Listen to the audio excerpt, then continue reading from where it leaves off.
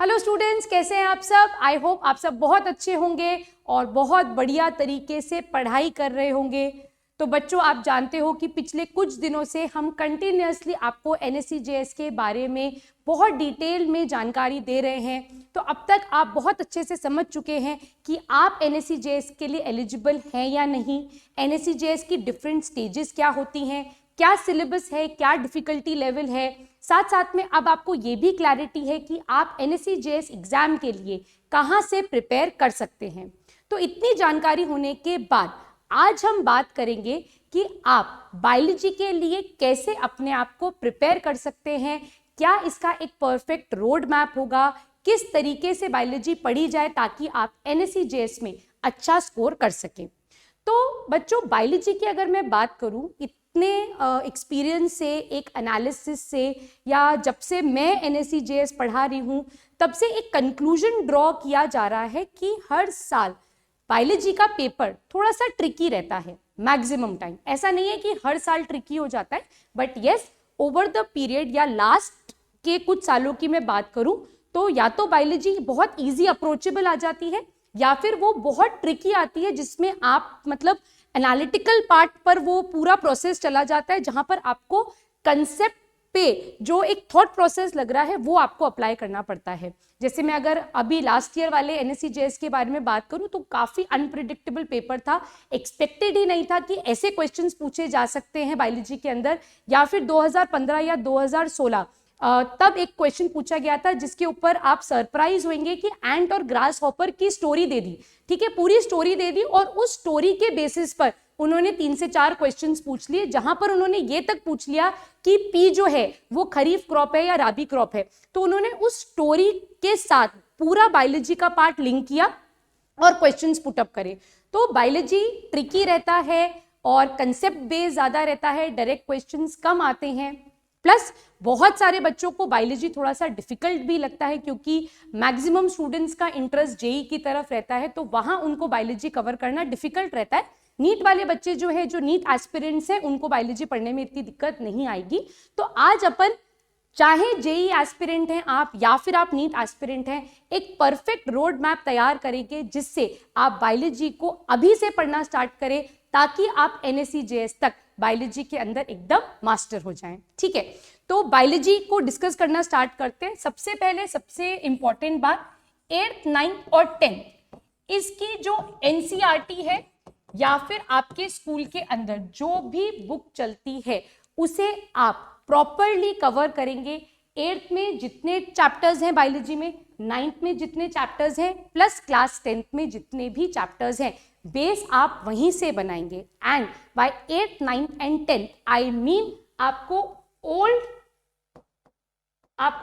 CBSE syllabus को follow करना है, रैशनलाइज सिलेबस को हमें फॉलो नहीं करना है। जो ओल्ड CBSE था, ओल्ड CBSE का जो सिलेबस था, हमें उसे ही फॉलो करना है, रैशनलाइज सिलेबस नहीं देखना। दैट मीन्स 8th का पूरा बायोलॉजी, 9th की पूरी बायोलॉजी एंड 10th क्लास की पूरी बायोलॉजी आपको NCERT से या फिर जो भी बुक आपके स्कूल के अंदर चलती है आपको उसे फॉलो करना है।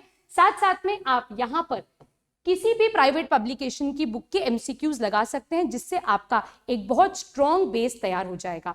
बेस तैयार होने के बाद अब हम मूव करेंगे क्लास 11th और क्लास 12th की NCERT के ऊपर।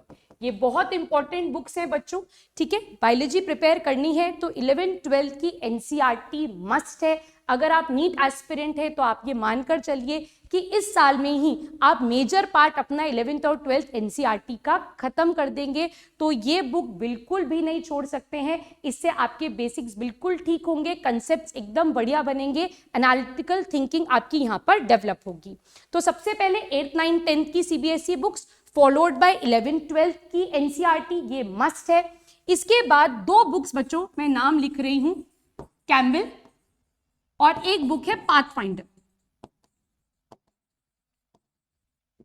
कैम्बल और पाथफाइंडर बुक्स को पूरा पढ़ना प्रैक्टिकली पॉसिबल नहीं है, हाँ, पर कुछ बहुत हाई वेटेज टॉपिक्स है वो आप कैम्बल और पाथफाइंडर से जरूर कवर करें। मैंने ऐसे देखा है कई बार, अगर मैं बायोलॉजी ओलंपियाड की बात करूं तो कई बार बायोलॉजी ओलंपियाड में डायरेक्ट क्वेश्चंस इस पाथफाइंडर बुक से आए हैं। तो पाथ फाइंडर को आप रीड करिए, उससे क्वेश्चन प्रैक्टिस करिए, आप अपने एनालिटिकल थिंकिंग को इस पाथ फाइंडर से बहुत अच्छा डेवलप करेंगे। प्लस कैम्बल को बायोलॉजी की बाइबल बोला जाता है, तो कैम्बल पढ़ना काफी इंपॉर्टेंट है। ठीक है, पूरी कैम्बल नहीं पढ़ सकते, बट हाई वेटेज टॉपिक्स है, जैसे जेनेटिक्स हो गया, प्लांट फिजियोलॉजी है, एनिमल फिजियोलॉजी है, सेल बायोलॉजी है, वो जरूर कैम्बल से रेफर करिए। प्लस कैम्बल में जो क्वेश्चंस बीच बीच में दे रखे हैं, प्लीज आप उन्हें जरूर सॉल्व करिए। तो इतना करने पर आप NSE JS के लिए अपने आप को काफी हद तक प्रिपेयर कर पाएंगे। साथ साथ में जब आप 11th-12th की NCERT को पढ़ रहे होंगे, तो इसके साथ कोई सी भी MCQ की बुक जो नीट के लिए चलती है, आप MTG की कोई बुक रेफर कर सकते हैं, आप NCERT एट फिंगर टिप्स, कोई सी भी जो NCERT बेस्ड MCQs देती है, उसको साथ में आप जरूर सॉल्व करिए। ये बहुत इंपॉर्टेंट चीज है। साथ साथ में चीजों को लिंक कर कर पढ़िए। जब आप रिवीजन कर रहे हैं, तो रिवीजन के टाइम पर जब आप प्लांट किंगडम पढ़ रहे हैं, तो आप उसके साथ 12th क्लास का रिप्रोडक्शन इन प्लांट्स रिवाइज कर सकते हैं। आप क्लास 11 का जब बायोमोलिक्यूल्स पढ़ रहे हैं, तो आप केमिस्ट्री का क्लास 12 का बायोमोलिक्यूल्स लिंक कर कर पढ़िए। तो आप जब टॉपिक्स को लिंक कर कर कर पढ़ाई करोगे, तो आपका जो थिंकिंग पार्ट है वो काफी अच्छा डेवलप होगा। ठीक, तो ये आप जरूर फॉलो करिए, आपको इससे काफी मदद मिलेगी। 8th, 9th, 10th की NCERT ओल्ड सिलेबस के हिसाब से, 11th-12th NCERT again old syllabus के हिसाब से, और अपनी प्रिपरेशन को स्ट्रेंथन और इनहांस करने के लिए प्लीज कैम्बल और पाथ फाइंडर आपको रेफर करनी है। तो ये आपका एक कंप्लीट सिलेबस कवरेज होगा बायोलॉजी का। इसके साथ जब भी हम पढ़ाई कर रहे हैं, तो हमको ये जरूर दिमाग में रखना है कि हम जिस पेपर के लिए अपीयर कर रहे हैं, उस पेपर में हाई वेटेज टॉपिक्स क्या हैं, किस टॉपिक पर हमें ज्यादा एम्फेसिस देना है, और कहां पर हम सिर्फ MCQs पढ़कर जा सकते हैं। तो ये एक एनालिसिस है आपका, राइट। सो लास्ट ईयर की अगर बात करूं, so this is the analysis of last year, that mean 2023 का ये एनालिसिस है ना। 23 बायोलॉजी की मैं अगर बात करूं, जो NSE JS में पूछी गई थी, तो ये हाईली अनप्रिडिक्टेबल थी। ऐसे क्वेश्चंस एक्सपेक्टेड नहीं थे। मतलब I was surprise to see a question जो कि मल्टीपल करेक्ट वाले क्वेश्चन में था, जहां पर एक क्वेश्चन पूछा पेडिग्री का कि जेनेटिक्स में कि which of the following belongs to the family of scoundrels and beggars. तो इस क्वेश्चन का कोई लेना देना ही नहीं था NSE JS से। सो आप ऐसे क्वेश्चन एक्सपेक्ट कर सकते हो, बट ऐसे क्वेश्चंस आते हैं, तो जो पार्ट आप अटेम्प्ट कर सकते हो वो आपका स्ट्रॉन्ग होना चाहिए, और ऐसे क्वेश्चंस को आपको छोड़ ही देना चाहिए, क्योंकि इसका कोई लॉजिकल रीजन ही नहीं था। ठीक, एनालिसिस को देखें तो फर्स्ट क्वेश्चन जो पूछा गया था वो चैप्टर ट्रांसपोर्टेशन से था, जिसमें स्ट्रक्चर ऑफ हार्ट था, जिसमें वाल्व के ऊपर क्वेश्चन था, काफी सिंपल क्वेश्चन था। कंट्रोल कोऑर्डिनेशन से हमेशा क्वेश्चन पूछा जाता है, कंट्रोल कोऑर्डिनेशन एनिमल भी, कंट्रोल कोऑर्डिनेशन इन प्लांट्स भी, दोनों बहुत हाई वेटेज रखते हैं। एंड ओवर द पीरियड मैंने ये नोटिस किया है कि reflex arc, reflex action, neuron के ऊपर आजकल IAPT बहुत ज्यादा ध्यान दे रही है। वहां से हर साल एक ना एक क्वेश्चन एक्सपेक्ट किया जाता है। इस साल INJSO में भी आया, और इस साल NSE JS में भी यही क्वेश्चन पूछा गया। इंप्रूवमेंट इन फूड रिसोर्सेज में हाइब्रिडाइजेशन पे क्वेश्चन आया था, जो कि क्लास 12 की NCERT से डायरेक्टली पूछा गया था, जिसमें साइटोप्लाज्मिक हाइब्रिडाइजेशन का क्वेश्चन आया। टिश्यू से क्वेश्चन पूछ लिया गया, एपिथेलियम टिश्यू का क्वेश्चन आया, जिसमें स्ट्रैटिफाइड एपिथेलियम पूछी थी। हेरिडिटी एवोल्यूशन में डाइहाइब्रिड क्रॉस पे क्वेश्चन आया। अगेन कंट्रोल कोऑर्डिनेशन से एड्रीनल ग्लैंड के ऊपर क्वेश्चन पूछा गया, जिसमें उन्होंने लेयर्स पूछ ली कि what are the different layers that is present in the adrenal cortex part. Control coordination से आई के डिसऑर्डर पर क्वेश्चन पूछ लिया गया, ये पहले कभी भी पूछा नहीं गया। प्रेस बायोपिया के ऊपर क्वेश्चन आया था, ये पहले कभी भी नहीं आया, तो बच्चों को थोड़ी दिक्कत आई होगी इस क्वेश्चन में। इंप्रूवमेंट इन फूड रिसोर्सेज में स्टोरेज के ऊपर क्वेश्चन पूछा। डाइवर्सिटी में प्लांट किंगडम के ऊपर क्वेश्चन पूछा था, जिसमें उन्होंने इक्विसिटम के कैनाल के ऊपर क्वेश्चन पूछे थे। क्रोमोसोम स्ट्रक्चर पे क्वेश्चन आया था, यहाँ पर सैट क्रोमोसोम पूछे थे। अगेन सैट क्रोमोसोम इन्होंने कभी भी इतने डायरेक्ट क्वेश्चन नहीं दिए, बट ये साल इन्होंने पूछ लिया। सेल वॉल के ऊपर क्वेश्चन था, जिसमें टॉरस या मार्गो वाला एक क्वेश्चन था, जिसपे हमने भी काफी डिटेल डिस्कशन करा कि इसका आंसर टॉरस होना चाहिए या मार्गो होना चाहिए। ये हमारा मोस्ट डिस्कस्ड क्वेश्चन था। Morphology of flowering plants class 11 का टॉपिक है ये, इसके ऊपर कभी क्वेश्चन नहीं पूछा गया, बट इस बार इनफ्लोरेसेंस के ऊपर क्वेश्चन पूछ लिया गया था। दैट मीन्स ये चैप्टर भी अब हम ऐड करेंगे और इसको भी डिटेल में पढ़ाएंगे। जीन्स के ऊपर क्वेश्चन था, न्यूट्रिशन इन प्लांट फोटोसिंथेसिस से हर साल क्वेश्चन पूछा जाता है। प्रीवियस ईयर्स में भी अगर आप देखोगे बोथ एनएससीजेएस आईएनजेएसओ यहाँ से क्वेश्चन पूछे जाते हैं। तो हाई वेटेज टॉपिक है प्लांट फिजियोलॉजी, और प्लांट फिजियोलॉजी में भी अगर मैं बात करूं तो फोटोसिंथेसिस एंड प्लांट हॉर्मोन्स ये दो काफी हाई वेटेज रखते हैं। इकोलॉजी से क्वेश्चन जनरली आईएनजेएसओ में पूछा जाता है, बट इस साल एनएससीजेएस में आ गया, बट ये क्वेश्चन ईजी था। डाइवर्सिटी से क्वेश्चन एक्सपेक्टेड रहता ही रहता है। ये है वो हेरिडिटी एंड एवोल्यूशन जहां पर उन्होंने बेगर्स वाला क्वेश्चन पूछा था। ये हाईली अनएक्सपेक्टेड क्वेश्चन था। ऐसे क्वेश्चन आप कभी एक्सपेक्ट नहीं कर सकते एनएससीजेएस में, बट यस एक दो बाउंसर क्वेश्चन आ ही जाता है। कंट्रोल कोऑर्डिनेशन में क्वेश्चन था, देखो प्लांट हार्मोन का क्वेश्चन आ गया, यहाँ पर ऑक्सीजन का क्वेश्चन था।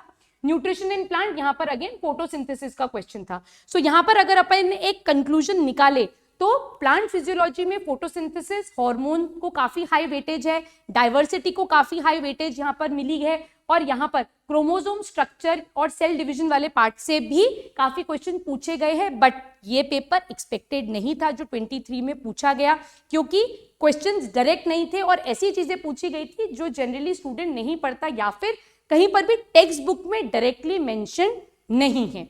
तो ये था 23 का एनालिसिस। इस एनालिसिस को अगर मैं 22 के साथ कंपेयर करूं तो 22 का पेपर रिलेटिवली 23 से काफी इजी था, एक्सपेक्टेड था, डायरेक्ट क्वेश्चंस पूछे गए थे। देखो यहाँ पर वापस से प्लांट हार्मोन्स के ऊपर क्वेश्चन है, रिप्रोडक्शन ऑफ फ्लावरिंग प्लांट से क्वेश्चन है, एनाटॉमी ऑफ फ्लावरिंग प्लांट से क्वेश्चन है, वैस्कुलर टिश्यू के ऊपर क्वेश्चन आया था। ये आईएपीटी का काफी फेवरेट टॉपिक है ना, और बट काफी टाइम से इसके ऊपर ध्यान नहीं जा रहा था। 22 में एक क्वेश्चन पूछा, इसके बाद इससे क्वेश्चन पूछा नहीं गया, बट ये हाँ एक्सट्रीमली हाई वेटेज लिया हुआ टॉपिक है। Principles of inheritance and variation, that means genetics हमेशा हाई वेटेज लिया हुआ होता है, तो यहाँ पर इसका क्वेश्चन पूछा गया। वापस आप देखिए फोटोसिंथेसिस से क्वेश्चन है, सेल से क्वेश्चन है, सेल काफी हाई वेटेज लिया हुआ टॉपिक है। हर साल एनएससीजेएस में 3 से 4 क्वेश्चन डायरेक्ट सेल चैप्टर से पूछे जाते हैं। मैनेजमेंट ऑफ नेचुरल रिसोर्स में वाटर पोल्यूशन के ऊपर क्वेश्चन था, एयर पोल्यूशन के ऊपर क्वेश्चन था, राइट। तो ये पोल्यूशन अगर आप देखो तो ये क्लास 8 का टॉपिक हो गया। मैनेजमेंट ऑफ नेचुरल रिसोर्सेज अगर आप देखो तो ये आपका क्लास 10 का टॉपिक हो गया। अगेन प्लांट हार्मोन्स के ऊपर क्वेश्चन, ह्यूमन हार्मोन्स के ऊपर क्वेश्चन है, एड्रिनल ग्लैंड से, movement and locomotion skeletal system से। तो यहाँ पर एनिमल फिजियोलॉजी को काफी हाई वेटेज मिली है 22 के पेपर में। रेस्पिरेशन इन प्लांट्स, ग्लाइकोलाइसिस, ये ग्लाइकोलाइसिस के ऊपर पहली बार इतना डिटेल क्वेश्चन दिया था 22 के अंदर। 23 से में इसका कोई क्वेश्चन नहीं पूछा गया, बट यस ये इंपॉर्टेंट है क्योंकि ये किसके अंदर आ रहा है, प्लांट फिजियोलॉजी के अंदर आ रहा है।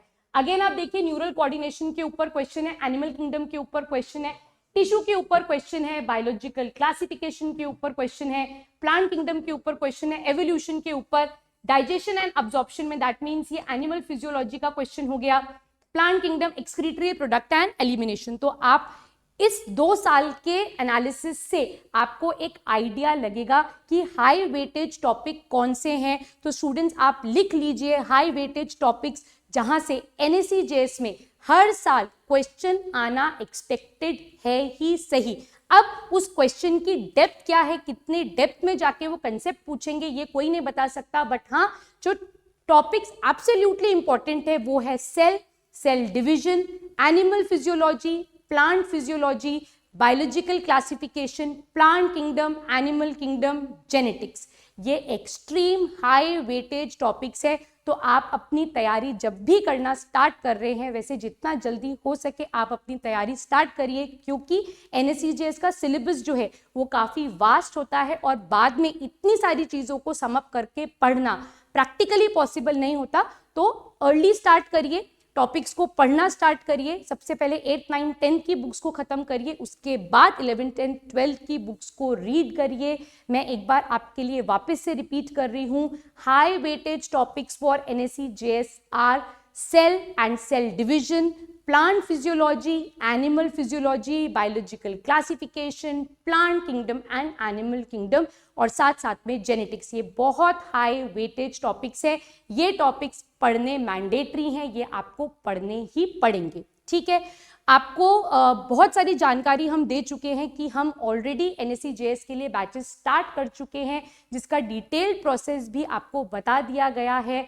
आप हमारे साथ जुड़ना चाहते हैं तो इस वीडियो के डिस्क्रिप्शन बॉक्स में लिंक गिवन है, आप उस लिंक पर क्लिक करिए और अनअकैडमी के साथ जुड़कर अपनी प्रिपरेशन को एकदम स्ट्रेंथन करिए, स्ट्रॉन्ग करिए। अगर आप फाउंडेशन 8, 9, 10 हमारे साथ पढ़ना चाहते हैं तो उसके लिए भी एक गूगल फॉर्म अवेलेबल है, प्लीज फॉर्म को फिल करिए और हमारे साथ जुड़िए। NSE JS रिगार्डिंग आपको कोई भी क्वेरी है, आपके मन में अगर कोई भी डाउट है तो प्लीज उसे कमेंट बॉक्स में मेंशन करिए। अगर आप चाहते हैं कि इस पर्टिकुलर टॉपिक पर वीडियो बनाया जाए तो वो भी आप हमें कमेंट बॉक्स सेक्शन में बताइए, हम जरूर उन टॉपिक्स को भी कवर करेंगे बच्चों। Till then all the best, let's crack it.